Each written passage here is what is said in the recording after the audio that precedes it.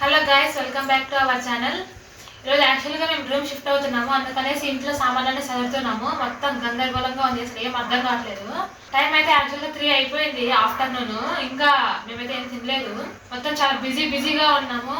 ఏం చేయాలి ఏం అర్థం కావట్లేదు. సరే ఇంకా టైం అయిపోతుంది తిందాం అనేసి చూస్తే ఏం లేవు తినడానికి. ఇంకా చికెన్ కర్రీ చేసుకుందాం అనేసి కిందికి చికెన్ తెచ్చుకున్నాను. త్వరగా చికెన్ చేసుకునేసి తినేయాలి. చాలా ఆకలిగా ఉంది నాకైతే.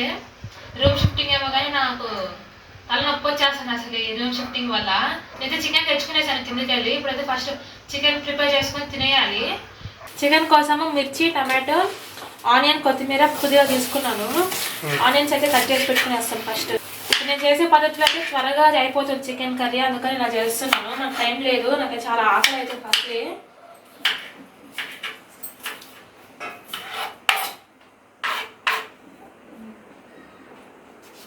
ఏమి వదినా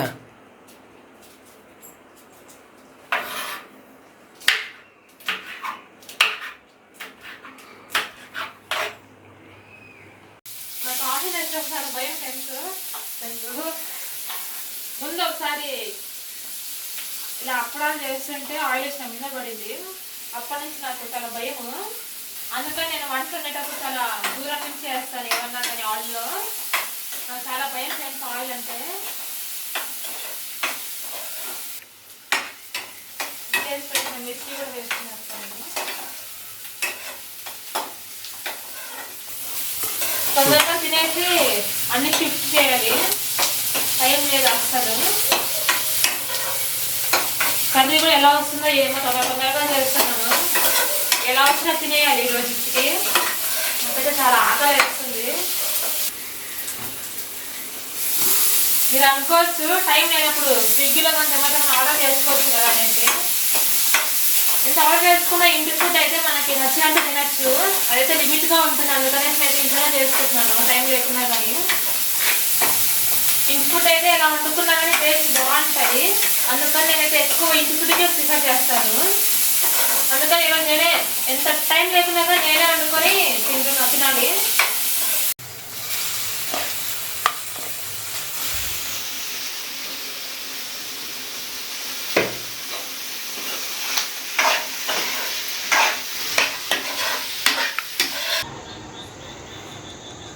వ్యూ చాలా బాగుంది కదా.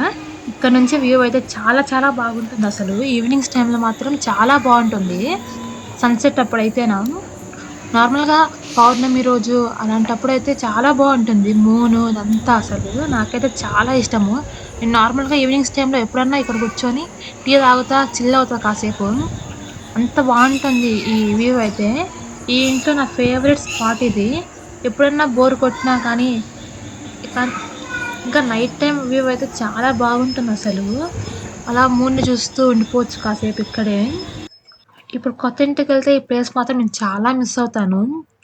మా కొత్త ఇంటికాడ అయితే అసలు ఇలాంటి ప్లేసెస్ ఏవీ లేవు.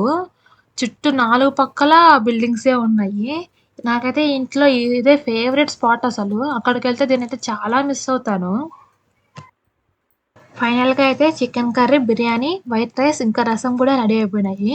నేను ఇంకా ట్రాలీ వచ్చిందని కిందికి వెళ్ళాను. అంతలోపు మా వదిన అయితే అన్ని ప్రిపేర్ చేసేసింది. చూడ్డానికి అయితే చాలా బాగున్నాయి. స్మెల్ కూడా చాలా బాగుంది. వేడిగా తింటూ కూల్గా థమ్స్అప్ తాగితే చాలా బాగుంటుంది అనేసి థమ్స్అప్ అయితే తెచ్చుకున్నాను. ఇంకా తిన్నాను. టేస్ట్ అయితే చాలా బాగుంది. మా వదిన అయితే ఫుడ్ చాలా బాగా చేస్తుంది. నాకైతే చికెన్ కర్రీ అన్ని సామాన్ తీసుకోవడానికి కింద వెహికల్ వచ్చేసి అందుకని నేను వెళ్ళాను. ఇలా మా వదిన చేసేసింది కర్రీ, అందుకే నేను చూపించలేకపోయాను. మొత్తం చూడండి, మొత్తం సదిరి పెట్టాము. వెహికల్ వెళ్ళింది, అక్కడ పెట్టేసి మళ్ళీ వస్తుంది. మేము తొందరగా తినేసి లగేజ్తో తీసుకొని వెళ్ళాలి. వెళ్ళాక చాలా పని ఉంటుంది ఆడైతే అసలు. మళ్ళీ ఎప్పుడు తింటానే ఏమో.